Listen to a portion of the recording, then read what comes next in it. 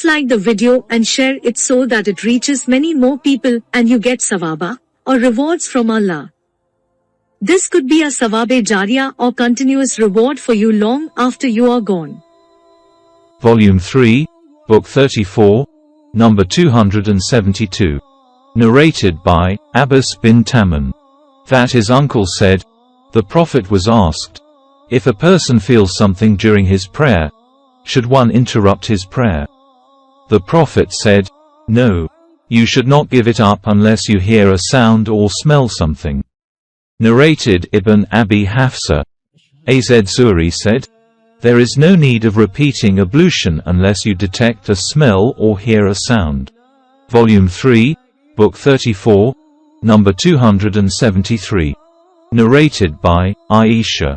Some people said, O Allah's Apostle, meat is brought to us by some people and we are not sure whether the name of Allah has been mentioned on it or not, at the time of slaughtering the animals. Allah's Apostle said, to them, mention the name of Allah and eat it. Volume 3, Book 34, number 274. Narrated by Jabir. While we were offering the prayer with the Prophet, a caravan carrying food came from Sham. The people looked towards the caravan, and went to it. And only 12 persons remained with the Prophet. So, the divine inspiration came. But when they see some bargain or some amusement, they disperse headlong to it. 62.11. Volume 3, Book 34, number 275. Narrated by Abu Hurairah. The Prophet said, a time will come when one will not care how one gains one's money, legally or illegally. Volume 3, Book 34, number 276. Narrated by Abu al-Minal. I used to practice money exchange, and I asked Zayd bin Arqam about it, and he narrated what the Prophet said in the following. Abu al-Minal said, I asked al-Bara bin Azib and Zayd bin Arqam about practicing money exchange. They replied, we were traders in the time of Allah's Apostle and I asked Allah's Apostle about money exchange. He replied, if it is from hand to hand, there is no harm in it. Otherwise it is not permissible. Volume 3, Book 34, number 277.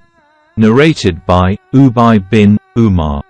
Abu Musa asked Umar to admit him, but he was not admitted as Umar was busy, so Abu Musa went back.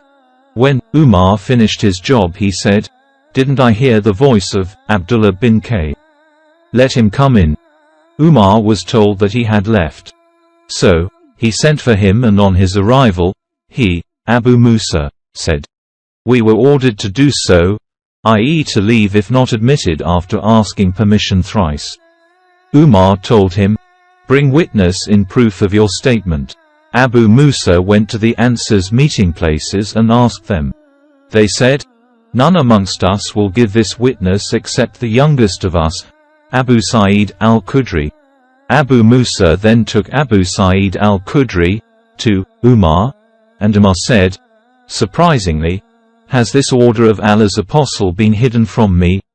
Then he added, I used to be busy trading in markets. Volume 3, Book 34, number 278. Narrated by Jabir.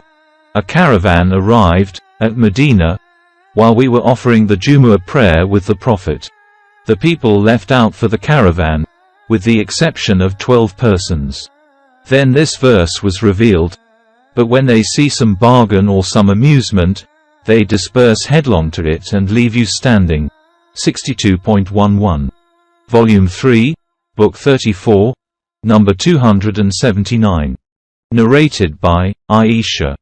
The Prophet said, if a woman gives in charity from her house meals without wasting, i.e. being extravagant, she will get the reward for her giving, and her husband will also get the reward for his earning and the storekeeper will also get a similar reward. The acquisition of the reward of none of them will reduce the reward of the others. Volume 3, Book 34, number 280. Narrated by Abu Hurairah. The Prophet said, if a woman gives something, i.e. in charity, from her husband's earnings without his permission, she will get half his reward. Volume 3, Book 34, number 281. Narrated by Anas bin Malik. I heard Allah's apostles saying, whoever desires an expansion in his sustenance and age, should keep good relations with his kith and kin. Volume 3, Book 34, number 282. Narrated by Aisha. The Prophet purchased food grains from a Jew on credit and mortgaged his iron armor to him. Volume 3, Book 34, number 283. Narrated by Qatada. Anas went to the Prophet with barley bread having some dissolved fat on it. The Prophet had mortgaged his armor to a Jew in Medina and took from him some barley for his family. Anas heard him saying, the household of Muhammad did not possess even a single sa of wheat or food grains for the evening meal, although he has 9 wives to look after. See Hadith number 685. Volume 3, Book 34, number 284. Narrated by Aisha. When Abu Bakr as-Siddiq was chosen caliph, he said, my people know that my profession was not incapable of providing substance to my family. And as I will be busy serving the Muslim nation, my family will eat from the national treasury of Muslims, and I will practice the profession of serving the Muslims. Volume 3, Book 34, number 285. Narrated by Aisha. The companions of Allah's apostle used to practice manual labor, so their sweat used to smell, and they were advised to take a bath. Volume 3, Book 34, number 286. Narrated by Al-Mikdam. The Prophet said, nobody has ever eaten a better meal than that which one has earned by working with one's own hands. The Prophet of Allah, David, used to eat from the earnings of his manual labor. Volume 3, Book 34, number 287. Narrated by Abu Huraira. Allah's apostle said, the Prophet David used not to eat except from the earnings of his manual labor.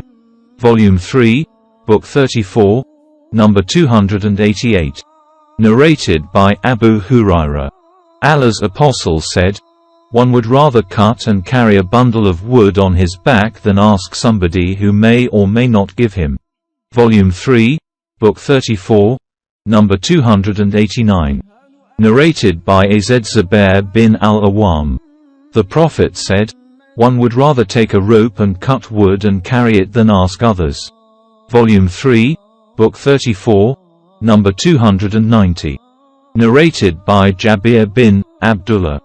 Allah's apostle said, may Allah's mercy be on him who is lenient in his buying, selling, and in demanding back his money. Volume 3, Book 34, number 291. Narrated by Hudhaifa. The Prophet said, before your time the angels received the soul of a man and asked him, did you do any good deeds in your life? He replied, I used to order my employees to grant time to the rich person to pay his debts at his convenience. So Allah said to the angels, excuse him. Rabi said that, the dead man said, I used to be easy to the rich and grant time to the poor. Or, in another narration, grant time to the well-off and forgive the needy, or, accept from the well-off and forgive the needy.